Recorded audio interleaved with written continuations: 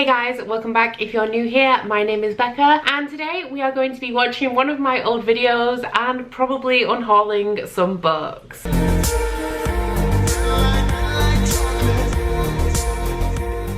So almost exactly 1 year ago today, I did make a video that was called "These Books Will Self-Destruct in 12 Months." Now in that video, I picked a selection of books, I don't remember how many there were, maybe there were 10, and I pretty much said if I had not read these books in 12 months, then I was going to be unhauling them. 12 months has passed. I do not really remember what books were included in that video, so I have no idea how many books exactly we are going to be unhauling today, but when I made that video a year ago, I said, oh, maybe I'll remember to come back and react and do a follow-up. This is the follow-up. I'm holding myself accountable. Don't remember what books are in that video, so I don't know how this is going to go, and I don't know whether I'm going to regret making that video. Regardless, I do think I will end up remaking that video again sometime soon because I have a lot of books and a lot of them I bought when I was 18, 19, and I'm just not going to read them, and hopefully this will help me to accept that fact and clear out some space. So before we get into watching that video back, I would just like to let you know that this video has once again been very kindly sponsored by Skillshare. Thank you so much, Skillshare, for continuing to support this channel. If you are unfamiliar with Skillshare, they are an online learning platform with thousands of classes that span a whole range of topics. Skillshare is dedicated to the pursuit of knowledge and helping people like you and me build upon skills that we want to learn or we have learned in the past but need to brush up on. All of the classes on Skillshare are taught by industry professionals, so you know that you are getting advice from the best of the best. The topics that they cover range pretty much everything from photography, graphic design, interior design, business management, how to use specific software. Honestly, no matter what you are interested in, no matter what your passion is, there is probably going to be something on Skillshare for you. Now, as you guys know, I am self-employed. I have more than one business, but the one that I focus most of my attention on is my Bookish candle business, and in 2020 I have been branching out into new products. Now because of this, I have just recently started taking a class called Graphic Design Basics, Core Principles for Visual Design, taught by Lupton. Now the reason that I have started taking this class is because with me branching out into new products, I really want to brush up my design skills. All of the skills that I have completely taught myself, so I thought it would be a good idea for me to go and look at the theory behind design to see if I can improve my graphics in any way, whether that be candle labels, new products, even my thumbnails and my channel art. Literally, the skills that I'm learning here are going to come in handy to me in so many different facets of my business. This is another one of the reasons that I really love Skillshare. They have a whole range of classes that are really helpful for people starting up businesses like me,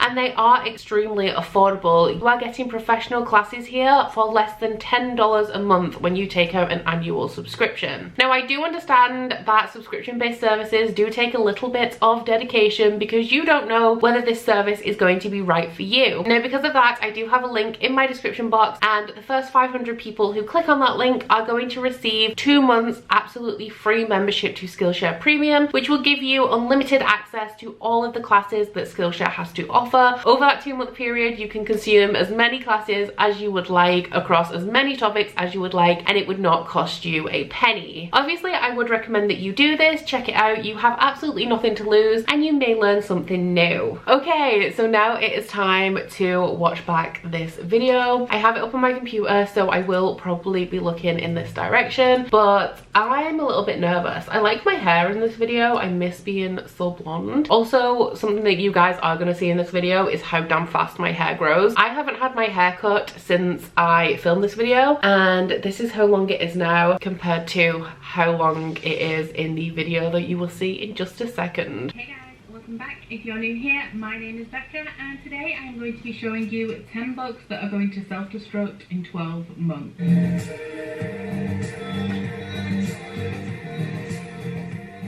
So what I mean by that is that I'm going to be showing you 10 books from my shelves that if I don't read them in 12 months, I'm going to unhaul them. I had this video idea and I can't remember what sparked it, but then I went to pick the books off my shelves literally just before I started filming this video, and it was so easy to pick 10 books that I would consider unhauling if I hadn't read them, because I just don't have that much interest in them. That is a little bit worrying. Like, why do I still have them? But essentially, that is a very good question.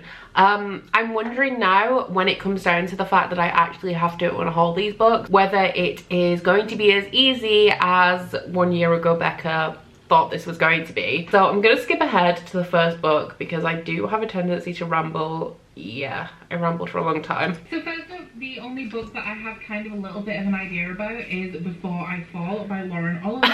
I believe that this is a sort of a contemporary with like a speculative twist, and it is about a girl who dies and she keeps reliving the day that she died over and over again, but I can't remember why. Right, funny story about this book. I don't have very much interest in it. I would be quite happy to unhaul this book.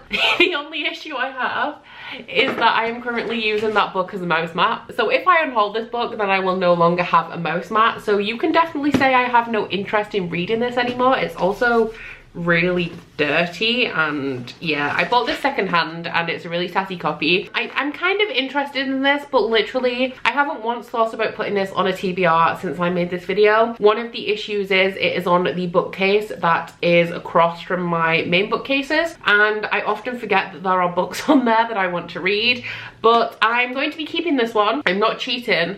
This is my mouse mat and I'm not giving it up until I actually get myself a mouse mat, but when I do, I promise I will unhaul that book. So next up we have The Silver Linings Playbook by Matthew Quick, and I have seen the movie of this starring Bradley Cooper and Jennifer Lawrence. I don't remember what it is, but I think I remember that Bradley Cooper was in a psychiatric hospital and Jennifer Lawrence is really aggressive and they dance together, like they do dance lessons, ballroom dancing. I liked the movie was really good. Don't know if the book is. If you've read this, let me know. Okay, so Silver Linings Playbook by Matthew Quick. Still have this, still haven't read it. This is one of the ones that you guys told me in that video. I'm pretty sure you said it's actually a good read. I didn't have much interest in this when I bought it. I don't know why I bought it. It cost me 50 pence. I still have no interest in it, so this will be the first book that I am unhauling. And I'm sorry, Najwa, but we have My Sister's Keeper by Jodie Picoult. This is a girl who was born to give her sister, who has cancer, bone marrow. I'm expecting it to be very sad, but one thing about me is that I care more about animals than people. Still care more about animals than people. Also, still sorry to Najwa because I still have not read this. I've had this a very, very long time. Once again, didn't have too much interest in it when I picked it up. This is why it was so easy for me to select so many of these books. The thing about me is that I want to sample everything in the world. I want to read every book, but that's just not realistic. Funny story as well, I did actually grab this from my bookshelf when I went to get Silver Linings Playbook because it was next to Silver Linings Playbook and I knew it was going to be in this video. So sorry, My Sister's Keeper. Sorry, Najwa. And that is Blood Knife by Robert Masello. Now, I always thought that this was a vampire or a werewolf book. So I did a massive unhaul sometime last year and I was going to unhaul this, but then I read the back and that intrigued me. For some reason, that took me a ridiculous amount of time to find in my shelves, but Blood Knife by Robert Masello. I did read the first chapter of this in a try a chapter tag that I did not too long ago. I think it was at the end of last year. And the first chapter of this was really intriguing. I still don't know what it is. It's a supernatural thriller. That is all I really know about it. A lot of people have told me that this book only gets good at the end and it's not really worth it. Kind of sad to see it go, but I have had this on my shelves for a minimum of 5 years. And while I'm intrigued about it, while I want to know what happens and what's going on here, and I may like the book, I'm not interested, I'm not excited about the process of reading this. I feel like this would be a book that I added to a TBR that I'm dreading reading and it just takes me ages to slog through. So kind of sad about this one, but it's in the unhaul pile. And then we have Let's Get Lost by Sarah Manning. This is a contemporary by the author of Guitar Girl. I read Guitar Girl back in the day when I was like 12 or 13, which is why I picked this up. I remember not liking Sarah Manning. I used to compare her to Sarah Gaston, who I prefer much more, but I think... Right.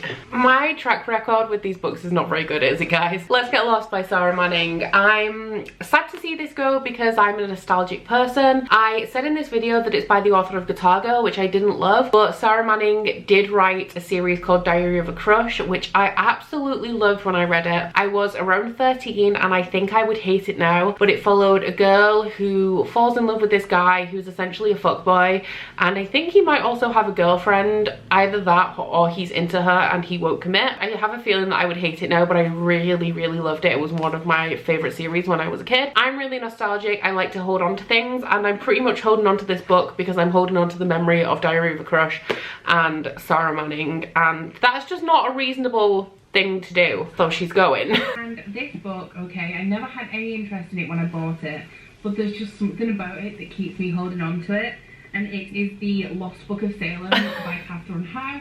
Now, I've just read the synopsis, and I believe that this is about a woman who is clearing out her grandmother's cottage, and she finds a letter that is dated 1692, which is around the time of the Salem witch trials, and then she also finds like a book, and it might be a magic book, there might be magic in this, it might be historical fiction, it might be a mystery, I don't know, but there's just something about it that won't let me let it go. It's time to let it go. Okay, so I'm sad about this book because, as I said in that video, there is something about this book that has made me keep hold of it all these years. I don't know what it is, because this is another book that I sampled the first chapter of in my try a chapter tag, and while I enjoyed it okay and it was intriguing, and the first chapter didn't really dive into any of the Salem stuff, so I wanted to continue to get to that, the writing style was not necessarily pretentious, but it was definitely not my kind of writing style. So I'm just gonna kind of have to suck it up, accept that I'm never actually really going to read this book, and God, like, holding on to this book has practically become a personality trait for me at this point. But will I truly miss it if it's gone? Am I only attached to it because it's on my shelf? I think we know the answer to that one. I have this one because it was popular back in the day, and that is The Dove by Cody Keplinger. I think I'm gonna check. I think I've already unhauled this one. Yep, we kind of have a success. It's not successful because I never actually bothered to read it, but successful in terms of that I already identified that I was never gonna read this book, and I donated it to a charity shop. I think you guys will all know why I haven't read this one, and that is Marley and Me by John Grogan. This is a book about a Labrador who grows up in this family, and it is what happens to the family during the life of this dog. You know what happens to dogs, right guys? They get old pretty quick, and they make people cry.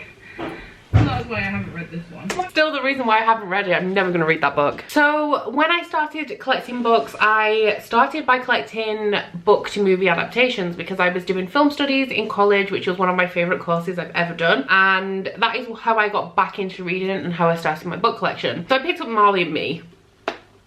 I'm never going to read this book. I said earlier in this video that I care about animals more than I care about people. That is still true, and the older I get, the more sensitive I get to things like this. I don't really have any triggers. When I give trigger warnings in videos, it's purely for you guys. I don't have any triggers apart from possibly anything that's sad involving animals, because while it doesn't trigger me, I get really hung up on it and I get really sad about it, and I can't handle it. It makes me so sad because animals are so precious and they deserve so much more. Honestly, I'm soft. I'm a soft girl. Happy to get rid of that finally. I'm happy that I made this video so that I'm getting rid of this book and I won't keep looking at it and wondering what day my ultimate devastation is going to happen. One I picked up not too long ago is Burn for Burn by Jenny Han and Siobhan Vivian. I have a book by Siobhan Vivian that I have not read yet, but I have read the first two books in the To All the Boys I've Loved Before series by Jenny Han, and I did not love them. So Burn for Burn.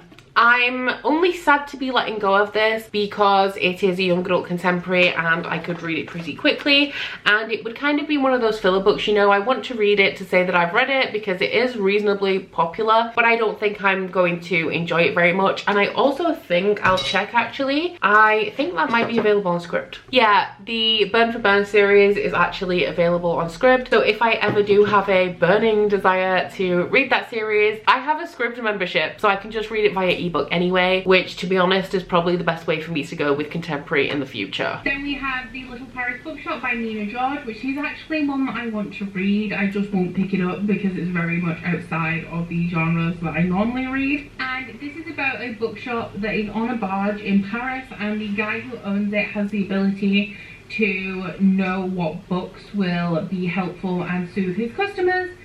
That's all I know about this. Okay, so this is another one that I'm just a tiny bit sad about, and I am sad about this because I think that this is a good book. I think that this would be a good book if I read it, but you guys know that this isn't my thing. You will have never seen me read a book like this. It's kind of literary fiction or adult contemporary kind of thing, and it's just not, it's not my thing. It's just not. And it's sad because I know a lot of you guys have told me that this is a really good book. I don't doubt that this is a really good book. It's just not for me. The last one is probably the most beloved one on here, but that is Gone Girl by Gillian Flynn. I've had this for absolutely forever.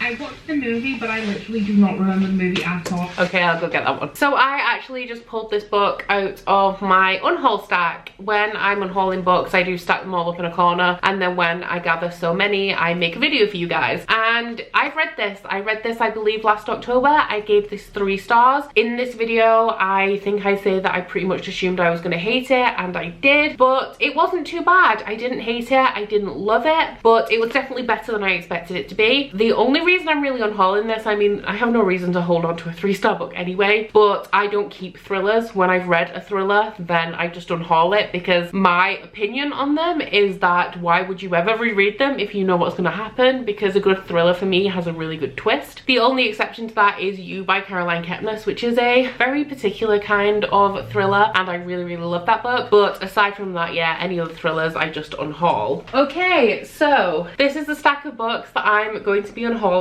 It seems I did do 10 in that video because one of them I have already unhauled. Was this video successful? Was setting a list of books that are going to self-destruct successful? Did it help me out? I would say yes, because even though I have only read one of these books, I think it proves that I should go with my instinct when I'm unhauling. I mean, I still won't, because I'm somebody who does get attached to material possessions. I get attached to books. I get attached to the idea of them, but I do think that making this video helped me out, because there's no way I would have just decided to unhaul these 10 books or 9 books on my own. So the video was a success in a way, because it proved that I know myself, and it also proved that I really don't need these books. So that is about it for this video. Please keep your eyes peeled for my new These Books Will Self-Destruct in 12 Months video, which will be coming very soon, where I'm going to select 10 new books that I've decided I'm going to unhaul. If I haven't read them in a year, I don't know what they are yet, so the thought's making me a little bit nervous, but I'm sure we can do it. I'm sure I can find 10 books in this massive room full of books that I have that I'm not as interested in as I was when I bought them. Once again, a huge thank you to Skillshare for sponsoring this video. Please don't forget that if you head into my description box, you can get yourself a 2-month completely free trial to Skillshare Premium and learn all sorts of new fun stuff. Whatever you're into, Skillshare will have something for it. Please let me know in my comments whether you think that this kind of thing would work for you. If setting a list of 10 books that you are going to unhaul in a predetermined amount of time if you haven't read them, do you think that would be useful to you? Because at the time that I did it, I just kind of thought it was a fun video idea, but it's actually been really helpful. Aside from that, please don't forget to like this video if you liked it, and subscribe if you want to. If you head into my description box, you will find a link to my Goodreads, Instagram, Twitter if you'd like to follow me on any of those, as well as a link to my Bookish body butter and candle website, the Instagram for that, and 10% off discount code. So that's it from me today, guys. Bye!